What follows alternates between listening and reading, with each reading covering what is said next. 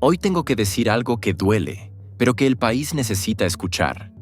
Carlos Manson no murió por falta de protección. Murió porque quienes debían protegerlo fallaron.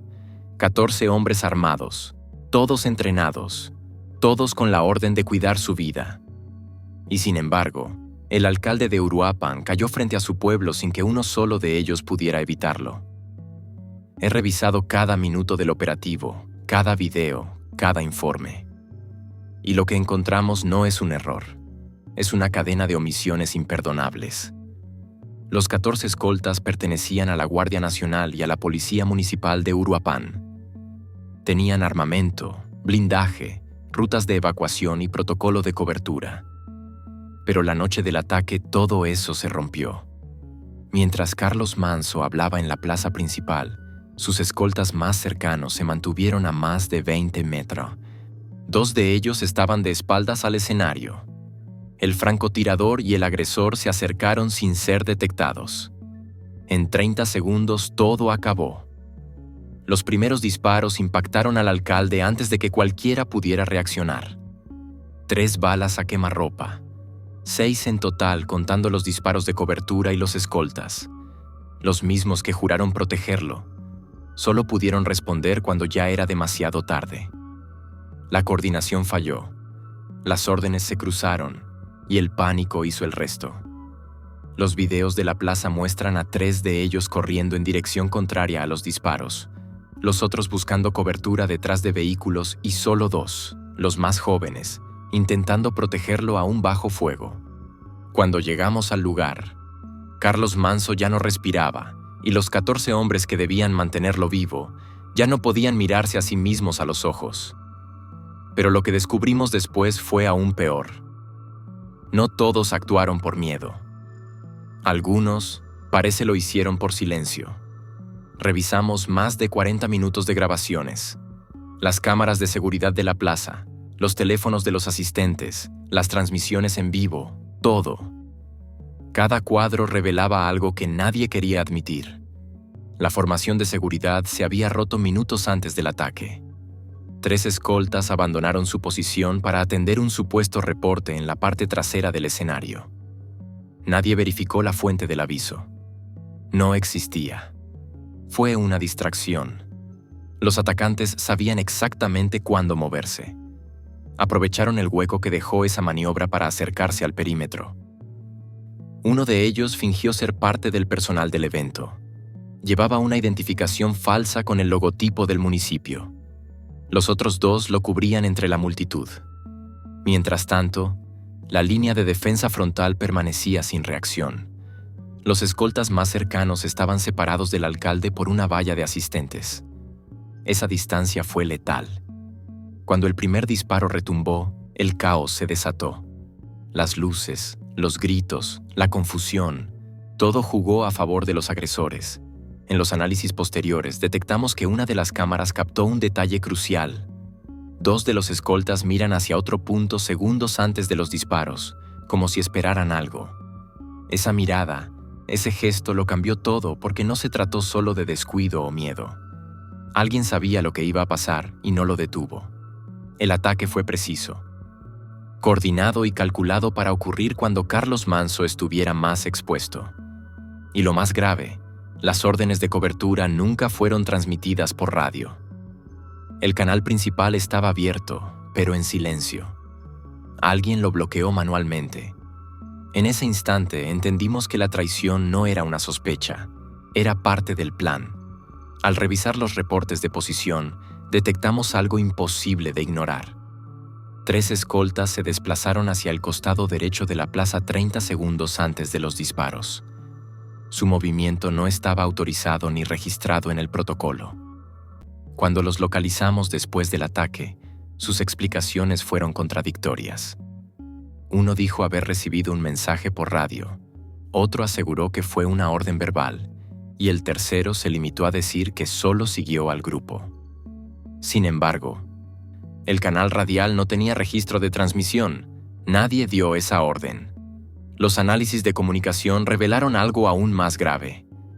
Uno de los teléfonos asignados a la escolta estaba conectado horas antes a una red privada que usaba una señal encriptada.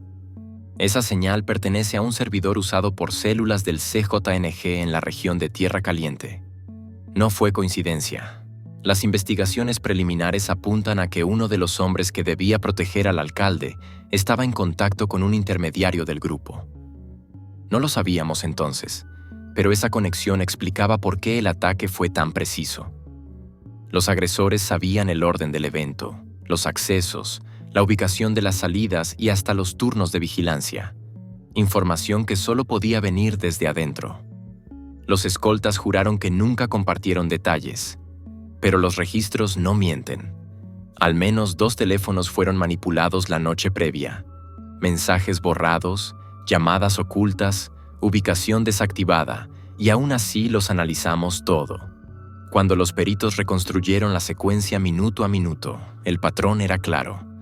El círculo de seguridad se abrió desde dentro, no por accidente, por decisión, y el costo fue la vida de un hombre que confió en todos ellos. Interrogamos a los 14 escoltas uno por uno. Durante horas. Al principio todos repitieron la misma versión. Confusión, caos, miedo. Pero las palabras vacías no sostienen la verdad. Pedimos los registros biométricos, los mensajes, las rutas de desplazamiento, y fue ahí cuando las grietas comenzaron a mostrarse. Uno de ellos, el más joven, se quebró al tercer día de investigación. Dijo algo que cambió todo. Nos dijeron que no interviniéramos, que era solo un susto esa frase Gelolsala. ¿Quién te lo dijo? Pregunté. Miró al suelo. Un superior, respondió. La instrucción, según él, había llegado horas antes del evento, disfrazada de ajuste del protocolo. Los hombres debían mantener distancia, no formar anillo y limitar contacto con el público. Era una orden directa validada con un documento interno que nunca existió. Cuando buscamos esa supuesta circular, no apareció en ningún sistema, había sido borrada. Todo indicaba que alguien desde dentro había modificado la logística de seguridad para debilitar el perímetro, y los atacantes aprovecharon esa ventana perfecta. Lo que más dolió fue descubrir que los 2 primeros en reaccionar no fueron los más cercanos, sino los que ni siquiera pertenecían a su guardia principal. Actuaron por instinto, no por orden. Mientras tanto, los demás se quedaron inmóviles esperando instrucciones que nunca llegaron. El joven que habló fue trasladado a resguardo. Sus palabras eran la primera confirmación de lo que temíamos. La traición no fue una posibilidad, fue una operación, y quien la ordenó aún está dentro del sistema. Seguimos el dinero porque en México los silencios más largos suelen comprarse. Solicitamos los registros bancarios de los 14 escoltas y 3 de ellos mostraban movimientos extraños. Depósitos en efectivo, sin origen rastreable, realizados apenas 48 horas antes del asesinato. Montos pequeños, repetidos, lo suficiente para pasar desapercibidos, pero el patrón era idéntico al usado por operadores del CJ en otras investigaciones. Las transferencias provenían de una empresa con sede en Morelia, dedicada a servicios de seguridad privada. Una fachada, los mismos nombres, las mismas cuentas, el mismo sistema de pagos triangulados. No era casualidad. El grupo criminal había penetrado el aparato que debía proteger a los funcionarios. Cuando los peritos rastrearon el origen de uno de esos depósitos, la ruta llevó hasta un contacto identificado como LEN 9. Ese código ya había aparecido en otra carpeta por filtraciones en operativos de Michoacán. Era un enlace. Alguien dentro de las instituciones vendiendo información al mejor postor. Por eso sabían dónde estaría Manso, qué día, qué hora y con qué formación de guardia. La ejecución fue un mensaje, no para un hombre, sino para el Estado, demostrar que podían tocar a cualquiera, incluso frente a la Guardia Nacional. Cuando informé a los superiores, la orden fue clara a investigar sin filtrar un solo dato, porque lo que estábamos destapando era más grande que un ataque. Era una estructura infiltrada, un sistema que mezcla uniformes con sobornos, juramentos con miedo y honor con silencio. Esa misma noche un hombre apareció en la lista de transacciones.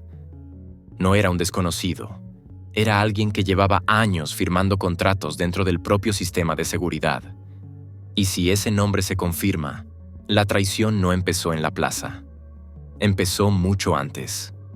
El nombre apareció entre los archivos contables como si fuera uno más. Un oficial de enlace con acceso a información de escoltas, rutas y protocolos de seguridad de alto nivel. Pero su firma repetida en los contratos nos hizo detenernos.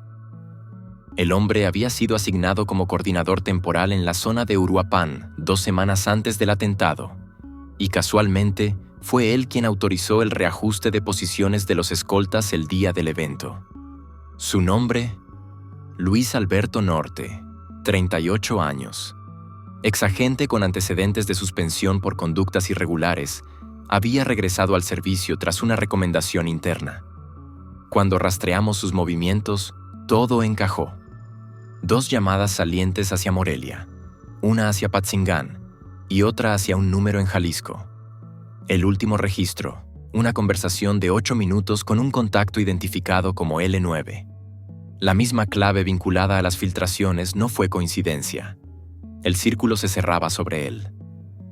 Los informes de la Unidad de Asuntos Internos confirmaron que Luis Alberto recibió depósitos fraccionados por un total de 240,000 pesos en los días previos al ataque. El dinero venía de la misma red usada para pagar a los 3 escoltas implicados. Pero lo más grave es que el hombre desapareció justo después del atentado. Abandonó su vivienda, dejó su teléfono y cruzó el perímetro de Uruapan en un vehículo oficial que nunca fue reportado como robado. Esa huida selló su culpabilidad, y aunque su rostro no aparece en las grabaciones, su nombre ya está marcado. Fue él quien bajó la guardia del alcalde, él quien movió las piezas para que el cerco se abriera.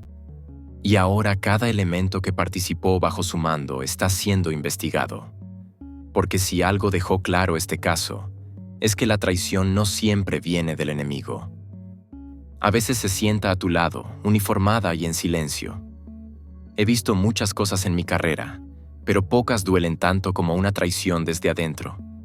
Carlos Manso confiaba en esos hombres, les dio su confianza, su seguridad y su vida. Y ellos la dejaron caer, no por cobardía, sino por corrupción, por un puñado de billetes que jamás podrán comprar el silencio de su pueblo. Hoy sabemos que el crimen no solo se esconde en la sierra o en las calles, también se disfraza con uniformes, credenciales y sonrisas que juran lealtad. Pero esas máscaras están cayendo una por una. La investigación continúa y las órdenes de captura ya están listas. Cada traidor pagará el precio de lo que hizo, porque el Estado no puede perdonar a quien vende su propia bandera. Carlos Manso murió de pie sin saber que el enemigo estaba detrás de él. Nosotros no volveremos a permitirlo. A partir de hoy, la guerra no solo es contra el narco, es contra la podredumbre que se infiltró en las instituciones. Y cuando termine, la lealtad volverá a tener el valor que el dinero nunca podrá comprar.